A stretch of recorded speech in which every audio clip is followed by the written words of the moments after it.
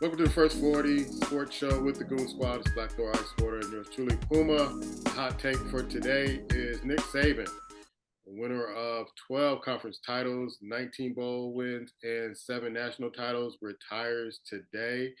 Ice, let me get your kind of take on Nick Saban. We kind of saw this because like you said earlier, the landscape is changing. But your thoughts on this, man? Yeah, well, I mean, I think it's really. I'm not saying he's all of college football, but people always paid attention to him, what he's done, what he's accomplished, and I think the way that college football is set up now, particularly in the SEC, is going to change because you always expected Alabama to be a certain kind of way, and depending on who they bring in, can you live up to all of that, all of the legacy that he has there, and now Georgia's made their run, Clemson had a run for a while. You got the new team schools coming into the SEC.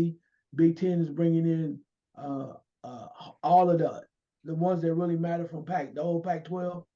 So it's kind of you're gonna see stuff moving around. So you may not see certain teams like the Boise States of the world and smaller schools like Bowling Green. And I ain't picking on y'all, but I'm just saying they may not be able to get those chances that you saw before.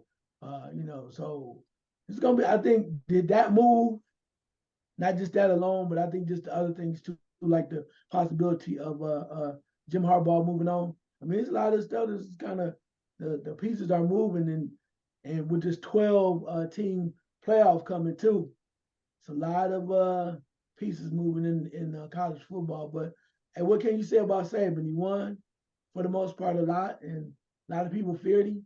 And I'm sure, even though they were going to congratulate him, a lot of teams, a lot of schools, and a lot of fans are glad to see him go. Black, you alluded to this a few weeks ago, and we talked about how the landscape of college football is changing, and how Nick Saban was complaining about the transfer portal, about the NILs, and we kind of saw that a lot of players weren't going to sit around for 2 or 3 years and play for Alabama. They were going to go elsewhere, and he couldn't stockpile a lot of players like he has done in years past. Your thoughts on this, man? No, you hit it on the helmet, hit it right on the nail, on the head, because that's what I was basically saying. I mean, the NIL, the transfer portal, and for a while, man, it was Alabama and college football. That's what it was. And Nick Saban realized now that's gone, bro. That's gone. He saw it happen over the last 3 years where heard him crying like a big baby. Things are starting to change. And to me, if you're a coach, I mean, I'm not saying I respect what he's done, what he's accomplished. But if you're a coach, stick around and get it done, boss. Don't go running now with the tail between your legs. Get it done. But he knows it's going to be much harder. And he's up in age, too. It's going to be much harder now with the changes coming along. And kids don't want to run to Alabama anymore to get to the NFL like they used to, bro. Let's think about it. Over the years, they sent some studs, but they all went there knowing that they was going to end up in the NFL. So that's not the place they have to go anymore to get there. If you look around the landscape, a lot of different places, man. You got studs on Washington, Oregon, a lot of different places now where they're going to play to get this spotlight, get to the NFL. And Alabama's starting to fall down this step. So the latter, I should say. So yeah, I'm not surprised, man. I'm not surprised. It's kind of like Nick Saban. He's like a big bully when he can't get his way. He ducks and he runs and walks away. And I'm gonna be honest, that's how I kind of look at this, man. Because you can coach, hey, hang in there. If it's always been about the kids, if it's been about roll tide, hang in there, make it happen. But he knows he can't, bro. He knows he can't. He can't stand a losing season. He can't. I'm gonna give him credit for how they got to the championship or one game shy of the championship this year, what he did with that team. But he's just he don't want to hack that anymore, bro. He don't want to hack that anymore. Yeah, I think he's 72 years old, and he likes to have his granola bar and his coffee and going fishing. So he's going fishing. He's retiring. I got to give it to him. He dominated football for a long time, both at LSU and Alabama, and he had a short stint in the NFL. But I can't see him going to the NFL at this particular point. I think he's going to ride into the sunset, and granola bars and coffee to you, sir. But get your hot take, Black, for this week. You know, it's interesting. I saw Draymond Green kind of politicking now to get back and play basketball. Well, I was going to retire, but the commissioner told me, shut the F up, man. I want you guys' opinion. Because at the end of the day, this cat, I think he missed 12 games. And before you start to think about this, remember what they did with the cat in Memphis. I think he missed 25 games for doing stuff off the court. I don't think it's time for him to come back, bro. So I want to get you guys' opinion, what you feel about that. Ice?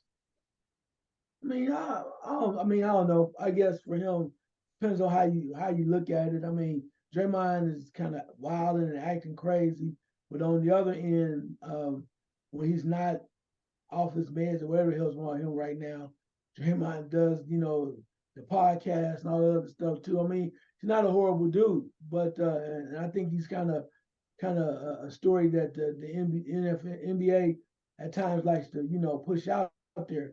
But right now, he's just been wilding lately. And looking at Morant's just, I mean, that's just one of them next generation, whatever is going on. It's like we trying to stop this before it get wild.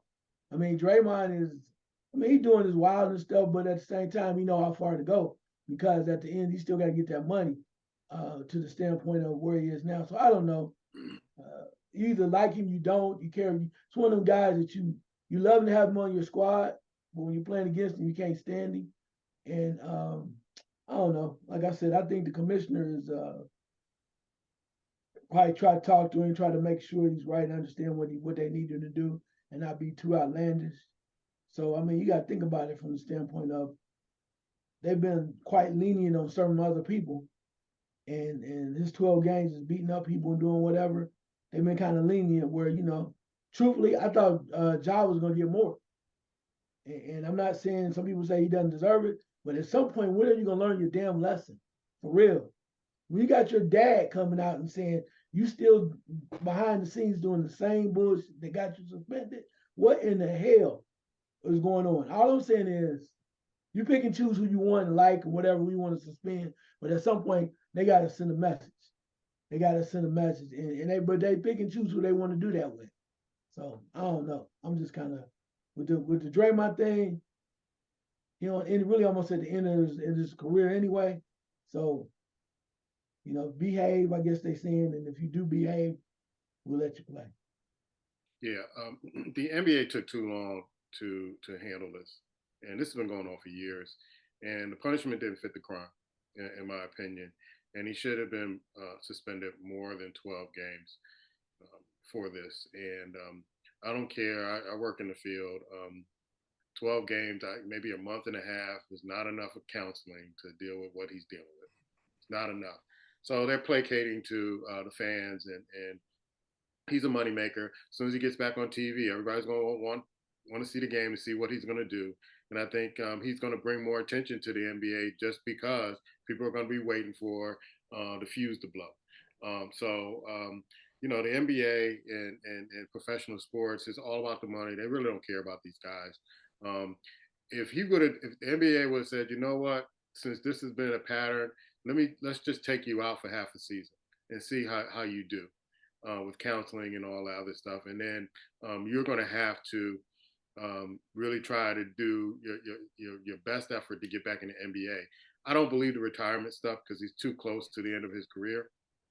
I think that was something that kind of try to elicit a outcry from the public or outcry for NBA players, or let's give the Golden State Warriors one more shot with Draymond Green.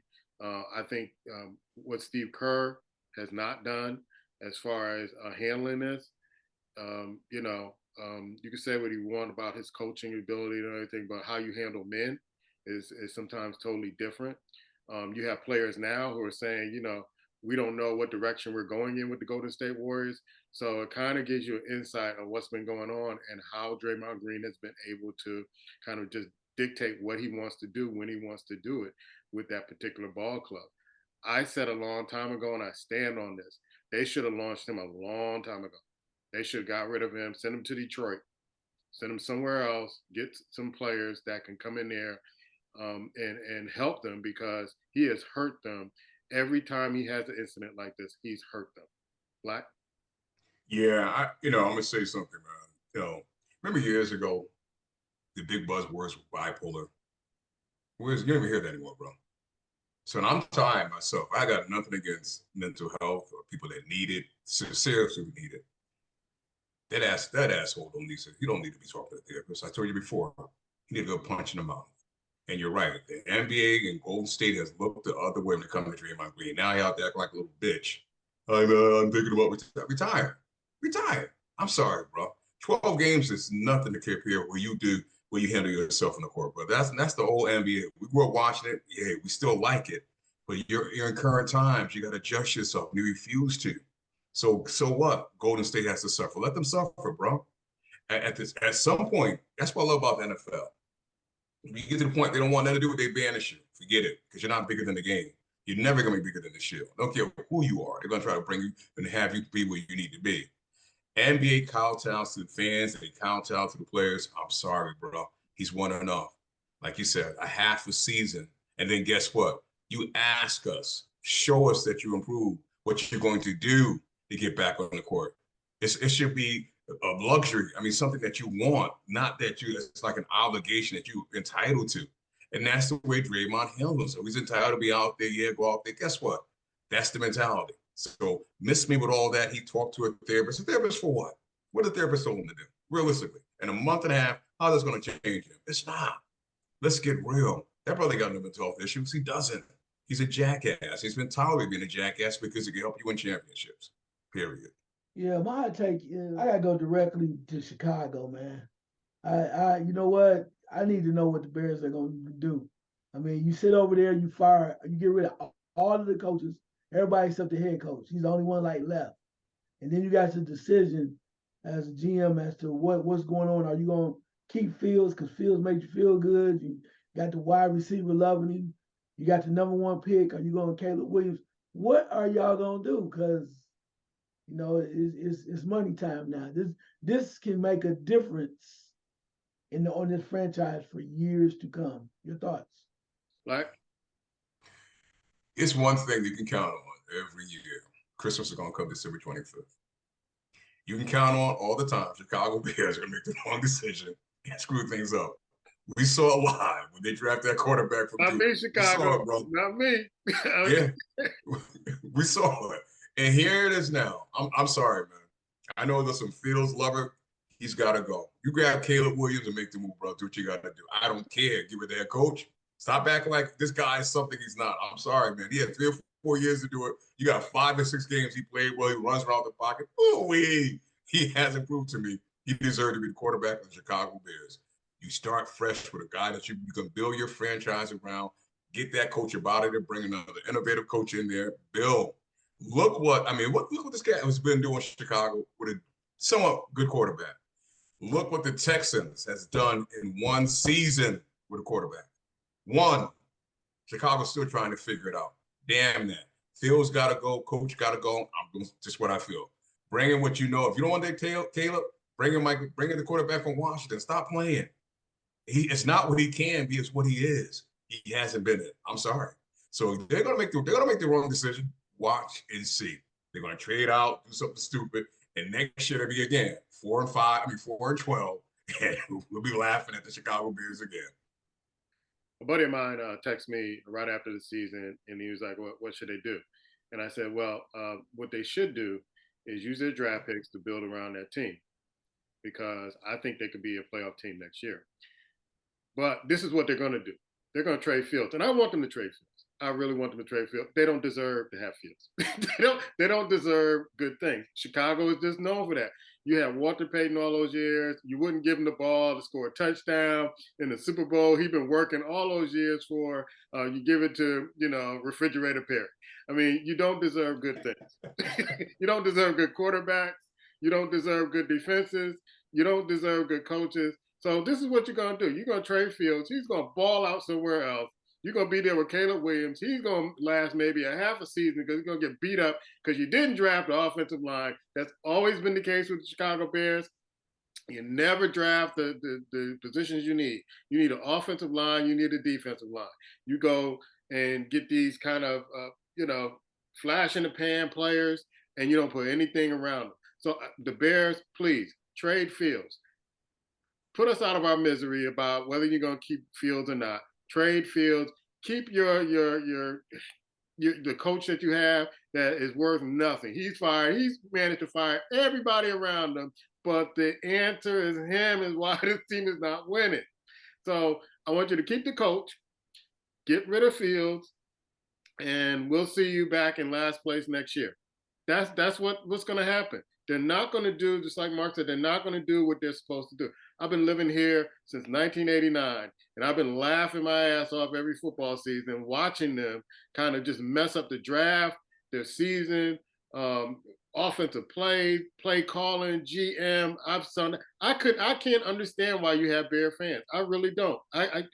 Why you have Bear fans? I know they want to be, loyal to their team, but I can't see why you want to be Bear fans at this particular point. And I've been living here since 1989, and they haven't convinced me to wear a Bear anything or to say, you know what, they're the home team. I think I should be a part of this. No, I don't want to be a part of it. I want to be a part of laughing at you, watching you make the bad decisions over and over again. So get ready, folks. It's going to be a horrific decision.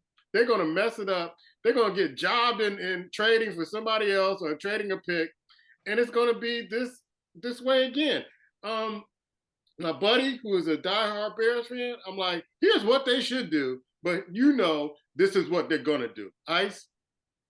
Yeah, I find it ironic though when you have an organization that literally on purpose seems to be destroying the team, then they throw it on somebody else, and of course it always falls on the quarterback. Quarterback don't do this. Quarterback don't do this. Imagine if you didn't have somebody that was mobile as Fields, what the hell this record would have been?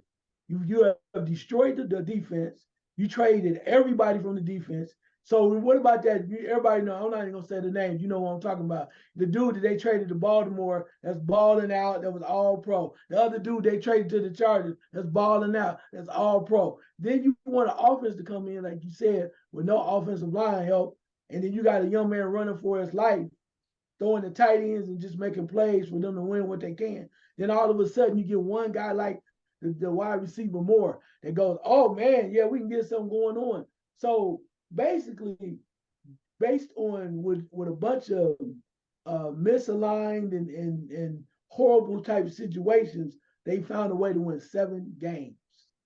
They were this close to winning 4 more games, which means they would have won 11 games based on what the quarterback was trying to do and just because he had a connection with a wide receiver. So now you give it to everybody and then you go, okay, well, it's still the quarterback's fault. Yeah, okay. So, right. So let's do this. I have never known a quarterback in the history of football. I watched football a long time. I can tell you all of the quarterbacks that's supposed to be decent and they had nobody to play with. And they ran for their lives and they were horrible. So Chicago, you're doing the same thing. So if it's Justin Fields' fault, that's great. Yeah, go and get draft Caleb Williams. I guarantee you, him and his dad gonna be on the next train or somewhere talking about it on somebody's podcast, talking about how horrible it is. They shouldn't do me like this. My son deserves better than this. Justin Fields ain't said shit about that. He said one time it's coaching. Then he shut up and he played. And they say, shut your mouth and play, right, Mark? Remember that? Shut your mouth and play. And that's what he's been doing. Ain't good enough, though. But bring in Caleb Williams.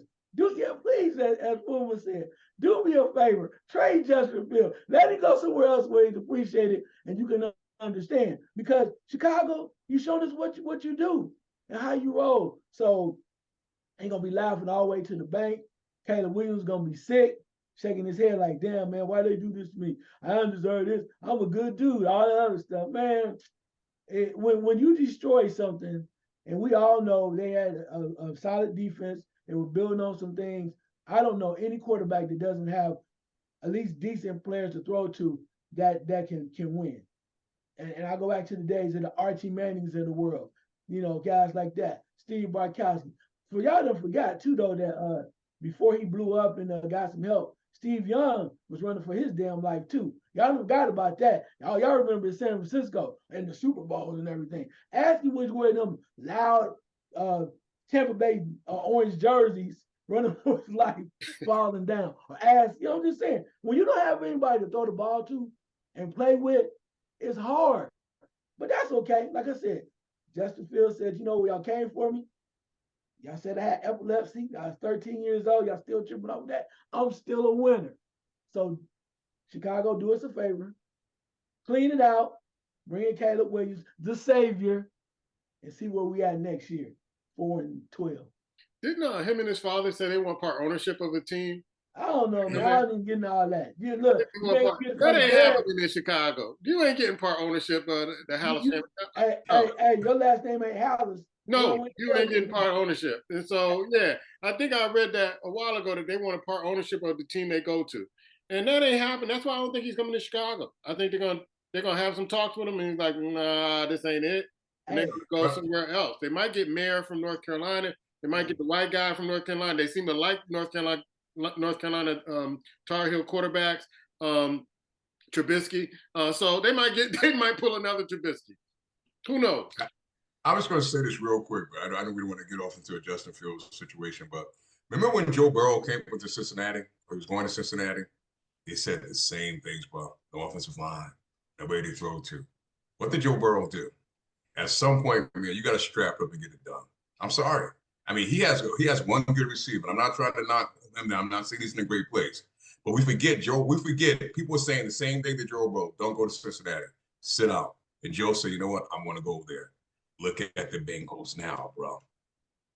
I rest and my I say case. one thing about Jimmy that. Chase. Let me say one thing about that. You're absolutely right. He's strapped up. Phil's strapped up too. But one thing Cincinnati did do, nobody want to talk about. Joe Burrow struggled his first year. Bengals were not great his first year. So what did they do?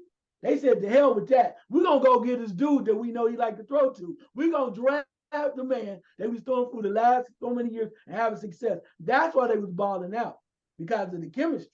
So it ain't like they just, he just miraculously made this happen. Somebody was like, wait a minute.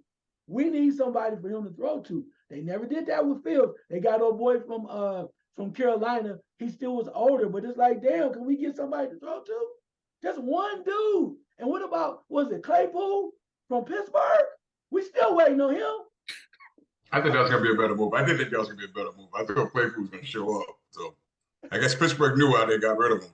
Yeah, I'm with you. But I'm just saying, for him, I think, he's not going to cry about it. Fields or not. I hope they trade him. I think he's better than what people think. I love to see him in Atlanta, wherever they want to send him. But if you think that it's all him, please draft Caleb Williams. That with all of everything we watched him do, he won the Heisman. And I'm telling you, I don't care if Heisman or not. If they don't bring somebody in to help this man and block for him, everything, he gonna be on his back holding his damn Heisman trophy. You can write that down. Well, folks, it's the end of the football season. We're going to talk a lot of NFL in this episode because we have a new NFL Picks champion, Icewater, who won with a 176-96 record, 65% winning percentage, followed by Blackthorn with a 63% winning percentage, followed by me with a 62, and Pop with a 61. And Icewater kept talking about the week 15. And I'm like, I don't know what he's saying, what he's talking about. I'll just go with it. But we give him the floor. This year's NFL Picks champion. It's been a long season. Give you the floor, sir. Hey, I appreciate it, man. So, it was a good season, bro. Like I said, it's always tight. I do appreciate the competition. But at some point, we get to that point, you just got to go, just relax. It's like you boom, jump out. Look, here I am. Look at me. I'm winning. Week 9, week 7, week 5, you down 4 games. It's like, all right, cool. I'm gonna just sit back and chill. We're gonna wait. And then slowly but surely, I even looked ahead on the calendar. I was like, But it's all good. Like I said, so it's one of them things. Hey, I appreciate it. It's always great competition. And you just never know. Like you say, Blackthorn was coming. He came.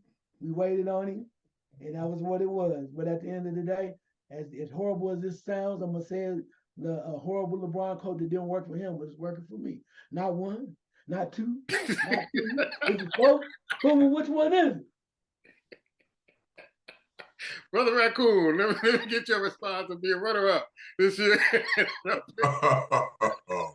No, I have to congratulate Brother Ice, man. He had a hell of a season. It was real good up to week 15, 14. I just, from time out this season, man, some games that I was against Ice in, you watch, and it comes down to the last minute, last second. It goes the other way. You're like, damn, man. It's like, I seen that game Detroit, the Cowboys is just one. It's about 5 or 6 of those I can pull up. And you're like, just it's a different story if the team you pick gets blown out. You go, okay, I got you. But it comes down to like the last 33 seconds. I think it was a game I had Tennessee, and they lost the game with a field goal with like 20-something seconds left. It was you're like, those are games that kill you, man. Those are the games that you basically you go to bed, you punch your pillow away. No, only if I had that game. But other than that, man, it's always fun. It's exhilarating, bro. And as you said before, our picks a lot of times beat the pros who gets paid on television, man, that really watch the film much more deeper than we do. So, man, I'm proud of what we do, man. I'm proud. I'm proud of it. Yeah, everybody's over 60%. You know, Yeah. so Yeah. I mean, the proof is in the pudding. I know there's been some weeks I have my boy Herb. He was like, "Yeah, man, I love your show. Subscribe." And then we had a horrific week. You know, he's like, "Man, I lost my pool listening to you." Well, next year, hang with us, man. We do make some great picks. We have never gone like none of us have gone like 16-0 or 14-0, and that's what we'll be shooting for next year. Of trying to, but the NFL is the NFL. I don't know about that, but give me your snapshots, Ice, or your thoughts on the playoffs, man, because there's some intriguing matchups in the playoffs with this Kansas City, Miami, where it's going to be below zero. I feel sorry for Miami because they ain't built like that. They ain't built for that. So this might be an easy win for the Chiefs, and they might skate by and win a couple of games. But give me your thoughts. Summarized last week, which was a very crazy week. If I'd have known the Giants were just going to come and play, that would have been one of my picks. But Philly has just, I mean, the floor has just dropped on Philly. A lot of teams have stepped up. Pittsburgh gets in the playoffs. Who knew? Your thoughts on it, man? Yeah, just real quick, I just want to say, there's no way, I never thought Jacksonville would implode like that. They had the right their opportunity to go into the playoffs, and they just imploded. And I just looked at it. I was like, man, how are they? I don't understand that. I think that's something they not look at. They need to look at. The rest of it was just bizarre and maddening. And like you said, Pittsburgh got into the playoffs. I'm like, what? What? Before I talk about the little playoff bracket, I just want to say two things. Thank you, Houston Texans. I told y'all. I told y'all. I love that coach, man. They just got everybody together, and if they keep rolling on, they're going to be really good. And one last thing before I jump into these games. Jets. Thank y'all, baby. I told y'all. Don't play with them Jets. I was like, oh, I'm running the East Coast. I don't even root for them because they horrible. I'm rolling with them Jets. They need a little help, but thank y'all because y'all got me where I need to be. Now, let's jump into this. Cleveland versus Houston. Going to be interesting, man. You just don't know. It's in Houston. I like the way they're playing. Cleveland's playing like the old cardiac kids, old quarterback. Everything's rolling for them. Do not sleep on Houston. I really like. I think they're playing. They don't play with reckless abandon. They have nothing to fear. Nothing to fear. Miami KC, man. What is it? How many games they lost? Anything below 40 degrees? I'm gonna leave that right there. Yeah. Below 40 degrees, Fahrenheit. Pittsburgh, Buffalo, man, I think Buffalo is, you don't want to see Buffalo, bro. I know everybody like Pittsburgh. They're going to have them on TV. Your boy, Mr. White ain't playing. So, that's a problem. That is a big problem. Big problem. Yeah. Philly and Tampa, that's another game I'm looking forward to because of the fact that where it is. And they have not act like they cared or anything, too. I'll just say this. I'm not going to talk too much about it, but Rams Detroit, I think that's going to be a hell of a game because there's so many things involved with it. Former quarterbacks, former coaches, all that kind of stuff. But the game you need to really watch out for, and I hate to say it, but I'm going to say it to you before because you can see behind me. Something about that. If the Cowboys do not come to play, Green Bay will win that game. And I say that because the fact that, they take stuff for granted. And I said it before, and I'll say it again, remind y'all, something about when McCarthy plays Green Bay, he get all soft. Like he owed him something. And like the last time they went up to Green Bay and lost, and he was all up in the concession stands and talking to the nurses and all that other stuff. Dude, something about Green Bay, he get all marshmallowy and stuff. Like, dude, you got a game. Okay, you can go out there, but you have a game to play. And if you do not come correct, Green Bay has nothing to lose. Yeah, and Dallas, because you're the number 2 seed, just kind of slid in there because Philadelphia kind of gave up or whatever. Y'all better watch out, man, because don't believe in that hype that people telling you you got the MVP and you going to the Super Bowl. You will be staying in Dallas and you won't be playing. That's all I'm gonna say. Like, can you imagine if Dallas lose to Green Bay, all the television sets would be tore up and all the fans? Oh my God, it'll be a meltdown. It'll be a meltdown. But these kids in Green Bay have figured it out. They've figured it out. I'm not sure if they're going to win, but I think Ice is right. If they're not careful, Green Bay going to come and steal one in that stadium. I'm gonna take the Green Bay to win that game, man. I'm gonna take the win. I'll tell you why. I look at this, the landscape of the playoffs, man. I'm looking at the head coaches, and I spoke on it. McCarthy doesn't have that, bro. He just doesn't. Sometimes he kind of throughout this season. I'm gonna say he didn't show some of it, but to me, he gets a little tight. He gets a little conservative, and you start to look at things going on. I think he realized the pressure's on too, because if he does lose this game, Jerry Jones said this week he's taking it game by game. Damn, bro. Yeah. That is not a vote of confidence. That's not a vote of confidence. So I think that pressure is going to be a little bit too much for him. I'm going to take Green Bay. And I look at Miami. When I speak of the coach mentality, I think, this is going to sound crazy to say, that's an offensive coordinator. He's not a head coach. Mike Macdonald, as great as he might be, he's soft, bro. That team is soft. They are. They just soft, man. They have nothing about them. They don't go out there and represent a hard-nosed football team, man. You watch them battle back in Buffalo. It's like they gave up. It's like really the quarterback too, just like, you know what, I'll just throw it up here. They're not mentally strong, so they need it. And now you talk about mentally strong head coach, look at the Texans. He's standing that sideline. That team represents him out there in the field, bro. They fight, scratch, claw. Same thing with Detroit. That team will fight, scratch you to, you know, into the last second ticks, man. I'm not saying that because they will win, but that's the intensity they will play with. And I look at some of these other teams, look at their head coaches, like, really? You kind of set the tone. So when I look at Dallas, like, it's a good possibility. And I'm going to pick Green Bay to take that one. And again, Mike Tomlin, I wrote him off this year. But something about Mike Tomlin, when he starts to really grind and get it done, that team grinds with him. And that's why they're in the playoffs, man. So it's going to be a good week.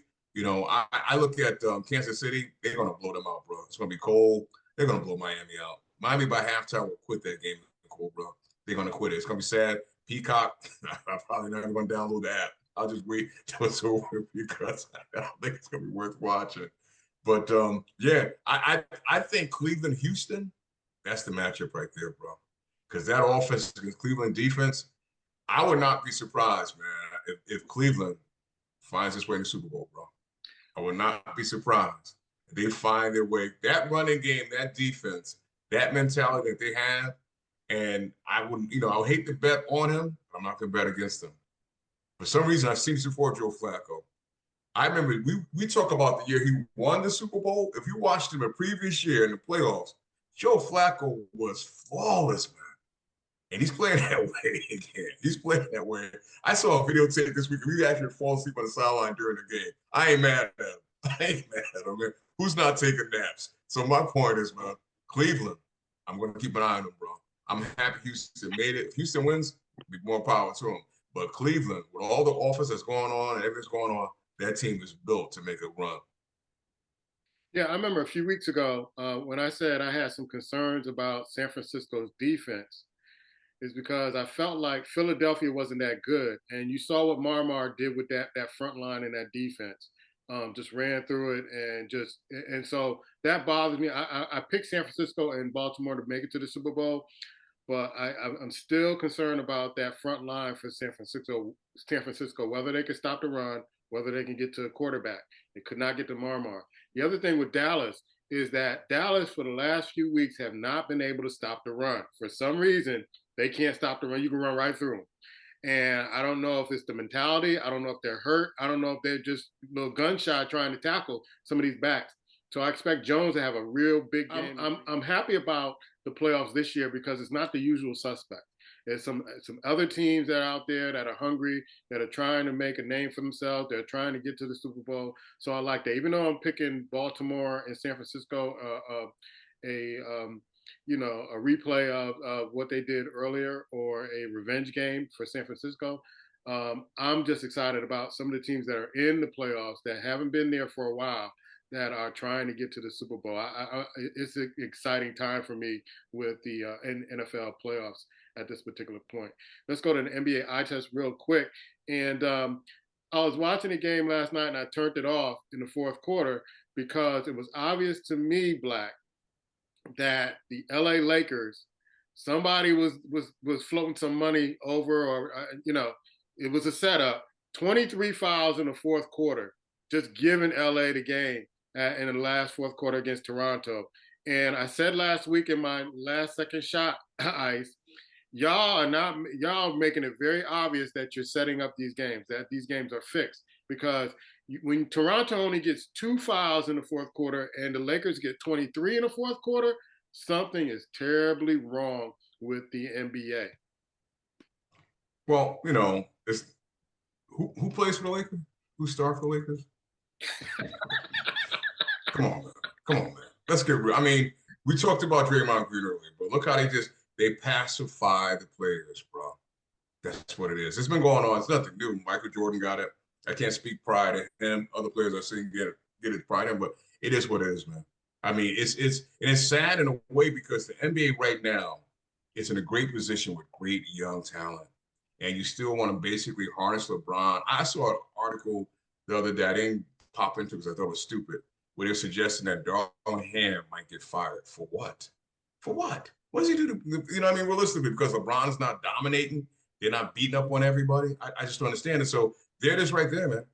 There it is right there. It's basically centered around LeBron, Lakers, and it's the only game in NBA basketball. And I really haven't watched much of it lately, and I'll be honest with you, I haven't missed it. I have not missed it for that reason alone, man. Because a lot of these players, man, they're trying hard but not getting recognition. Every now and then I talk about that cat in Indianapolis, but enough of LeBron, man. Enough. But if you're telling me they got 23 fouls, and come on, man. Yeah, they want the Lakers. They want the Lakers to be there. LeBron, they were so happy he won that mid-board BS tournament, which means nothing. But that's the NBA, bro. That's them. So Ice, the Knicks have landed themselves in the fourth spot, and they're 5-0 since the trade. And so you got the Boston Celtics holding on to a 3-game lead, 3.5-game lead against Milwaukee in the East. Minnesota Timberwolves are hanging on to a 1.5 game lead over the OKC Thunder. We talked about that last week. They found themselves in second place behind the Timberwolves, and you have the Denver Nuggets trying to get back to the top spot. I think they will when the season kind of fleshes out. Your eye test, man. Yeah, it's getting real. Like we said, things gonna be moving around, changing a little bit. I'm gonna start with the West. Like you mentioned, Minnesota still hanging on. OKC is second. Man, I love that squad. Like I said, I wish I was closer. I would definitely go watch some games in person with OKC. Denver's in third place, but Clippers in fourth, man. Clippers in fourth. The Clippers, man. I say this to you: they probably not gonna win the championship in the next 5 years, whatever, because that's just how the Clippers do. But the Clippers kind of slick, because you know what they did is they just agreed. I guess they agreed to give a Kawhi Leonard $152 million, an extension, 3 years, and ironically, their stadium, I think their arena is gonna be built next year. So they had to ask somebody a staple to keep them around. That's what they did. So you got to watch what they're doing from that standpoint. Philadelphia, I don't know. They keep hanging around, but you just wonder. Each year we talk about whether or not Embiid can you put him on his back by himself. I'm not sure about that. Got to give it to the Knicks though. Knicks playing harder. They won 5 games, and the world is just gonna be okay now because the Knicks are relevant again. Relevant again. Are they gonna win anything? We don't know, but they're relevant, and that's all we really need. But I find that ironic. Moving over to the East, man. Boston's dynamite. Still wearing the I think the jury is still out on Milwaukee and Dame Lillard. I mean, I know Dame is an exceptional player and a star, but my question always was and will remain until I see different in the playoffs is whether or not he's able to adjust and play with other people. I've always wondered that, and that's just that's called chemistry. It's where the standpoint of you defer, you let somebody else do what they need to do in order to win. You got to understand how to play that way. I'm not sure if he's that guy capable of making that happen, but it just goes back and forth from that standpoint of like you said, with Boston moving forward. And I want to see what Toronto does, right? And I know that's down the line, but you got some very interesting pieces. Like you got Siakam over there. They're probably going to build around Scotty Barnes. I think there's a lot of leeway, different places to see who's going to do what. And I think it's going to make a difference from that standpoint of even when I look back at the West, let's say you have how they work it out. Possibility that if Phoenix does make the playoffs, and they wouldn't get through the little playing games, you could see Phoenix playing OKC. How ironic would that be? Kevin Durant going back to OKC to play against the team that brought him into the league. It's a lot of things going on. I know can't take anything away from Denver at all, but I don't think it's gonna be as easy as we may think. I think it's gonna be some teams coming. Because like I tell you, last but not least, OKC has no fear. It's gonna take LeBron dropping 40. They have no fear. They beat Milwaukee before. They beat a couple other teams that are really relevant. They had no fear, man. I ain't saying they're gonna win it all, but when you got young teams that have no fear, and you got to bring it every night. The only thing about Denver, like I said, Denver, I would never count them out. Defending champions, and you got that big man in the middle, always gonna make noise. But like I always say, no matter what, it's hard to repeat. It's almost like when you're hungry, you do anything you can to get a meal, bro. You'll keep hustling. But when you get full, bro, you sit at that table, unbutton your pants, you like, you gonna go over and take the trash out? No, I'm gonna wait about another hour. I'm gonna do it then. Cause you full. It's a difference, bro. You feel hungry and full. And I think they full. We just have to see if they can get back. All right, let's take a quick look at NCAA basketball. Let's look at the men's first. The two top teams took it on the chin last night, so Black gets his Christmas gift. Kansas is up next to be number one. so, so currently the standings, they won't stay this way, folks. Currently the standings, Purdue is number one, Houston number two, followed by Kansas, UConn, Tennessee, Kentucky, North Carolina number 7, Arizona at number 8, Oklahoma and Illinois round out the top 10. And ironically, you have Marquette and Duke are tied at 11. So they couldn't decide whether or not who could be 11, who could be 12. I test Ice. We saw this coming, and I saw Houston with those foul shots. That's their Achilles heel. But Purdue, if those guards don't play well, they just don't win. Yeah, no doubt. I watched part of that game too. Nebraska? Yeah. Like Nebraska, what? They was celebrating Nebraska like they won the national championship. I can't blame them. Nebraska, I mean, and like you said, the Achilles heel for Purdue is going to be the guards. When they don't shoot well, you can't have the big man's not going to. He can play well as much as he want to, but they need that collectively to be a good team. Iowa State over Houston, man. I watched that game. Iowa State played the same way Houston did. They used the same style. They were banging around, playing good defense, putting Houston on the line. Like I said, it looked like 5 Larry Mishaws out there from the University of Houston shooting free throws. And they played real hard. They were at home too. So Iowa State, they have I think a foreign player that they swear is like Dirk Nowitzki. So had one shot near the end of the game. 2 dudes were on him. He shook left, shook right, and faded back in the corner and shot the ball a fadeaway almost over the basket to put them up. I mean, so they played their behinds off from that standpoint. But like I told y'all before, Black Doors listening, it don't matter. We don't roll like how we do anyway. Some teams making moves, bro. I told y'all. Everybody's talking about Marquette. They kind of falling down a little bit. Illinois with the situation with their top players is going to be struggling a little bit. Memphis trying to make some noise. Baylor, man. Teams like Baylor have nothing to lose. I told y'all before, but my little guard from Oral Roberts transferred to Texas. But watch out for Texas too. It's teams that you looking like, you're not looking at the top 10 right now. UConn's is good, but certain teams gonna make that run. And I'm gonna say it to you one last time as I get off this thing, because I know Black Doors listening. Duke Blue Devils. Trying to tell y'all right now. Duke Blue Devils. They like Black Thor. They coming up the ladder. All right. Black, your thoughts, man? Real quick, man, I'm just leaving with one team, bro. UConn. I'm surprised at where they are, bro. Yeah. I watched them, and I'm surprised based on what they lost last year. But that Coach Hurley, man, putting it together, and they're doing some things. And you all keep talking about Kansas, but as much as they fall, they find a way to stay in the top 5. That's it, man. That what you picking this year?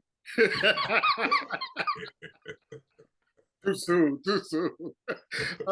We haven't forgotten about you ladies. South Carolina still holding that number 1 spot, followed by UCLA, Iowa, Baylor, Colorado, North Carolina State, LSU, who's having some internal problems at this particular point, Stanford, USC, and to round out the top 10 is Texas.